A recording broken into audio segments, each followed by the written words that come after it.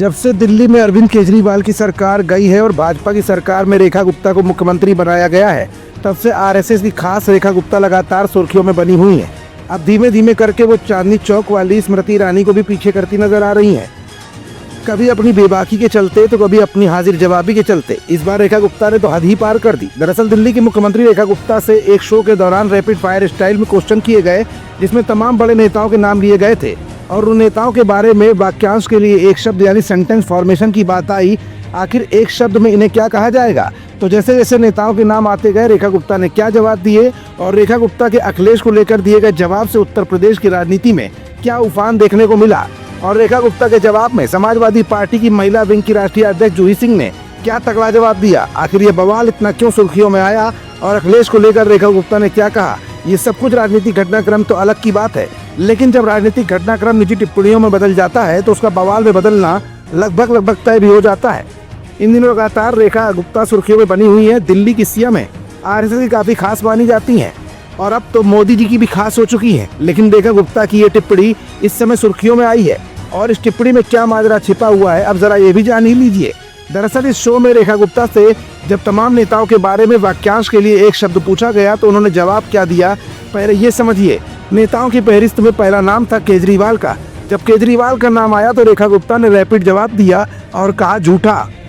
आतिशी का नाम आया तो बेवकूफ कहा और जब प्रियंका गांधी का नाम आया तो उन्होंने कहा गुड फॉर नथिंग और जब मातृत्व संस्था मुखिया मोहन भागवत का नाम आया तो उन्होंने कहा आदरणीय। चाणक्य अमित शाह के नाम पर गजब और शानदार अलंकार का यूज किया गया।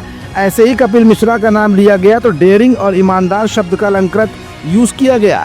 लेकिन जैसे ही नाम आया उत्तर प्रदेश के पूर्व मुख्यमंत्री और समाजवादी पार्टी के मुखिया अखिलेश यादव का, तो रेखा गुप्ता का जवाब क्या था आप सुनकर हैरत में पड़ जाएंगे। उन्होंने सीधे तौर पर कहा टोटी चोर। बस रेखा गुप्ता का ये इंटरव्यू वायरल क्या हुआ कि समाजवादी पार्टी का गुस्सा चरम पर पहुंच गया। एक कॉन्फ्रेंस के दौरान जब इसी बात को लेकर अखिलेश यादव से जवाब पूछा गया कि रेखा गुप्ता ने आपके बारे में बहुत बड़ी टिप्पणी की है, तो अखिलेश ने भी नहले पर दहला मारते हुए अपने अंदाज में ही जवाब दिया और आखिर कहा ये कौन है, मैं इनको नहीं जानता, अगर आप जानते हो तो आकर मिलाइए। भले ही अखिलेश यादव ने बड़ी शालीनता के साथ पत्रकारों को समझा दिया हो, लेकिन बातों ही बातों में रेखा गुप्ता को तगड़ा जवाब दे डाला और वो जवाब भी ऐसा वैसा नहीं।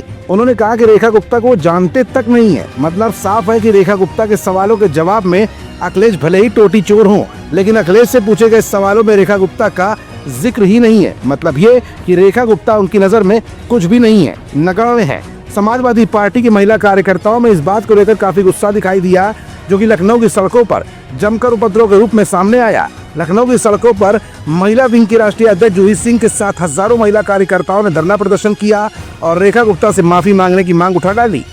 फिलहाल रेखा गुप्ता का टोटी चोर जैसा बयान मीडिया में बहुत सुर्खियां बटोर गया, लेकिन उससे ज्यादा सुर्खियां अखिलेश का वो बयान बटोर रहा है जिसमें अखिलेश ने साफ तौर पर रेखा गुप्ता के वजूद को ही नकार दिया है। फिलहाल अखिलेश के तगड़े जवाब के बाद समाजवादी पार्टी के कार्यकर्ताओं में भी तगड़ा गुस्सा देखा जा रहा है, जिसका नजारा पूरी भाजपा ने लखनऊ की सड़कों पर देखा है। अखिलेश यादव की हाजिर जवाबी के आगे फिलहाल रेखा गुप्ता नहीं टिक पाई।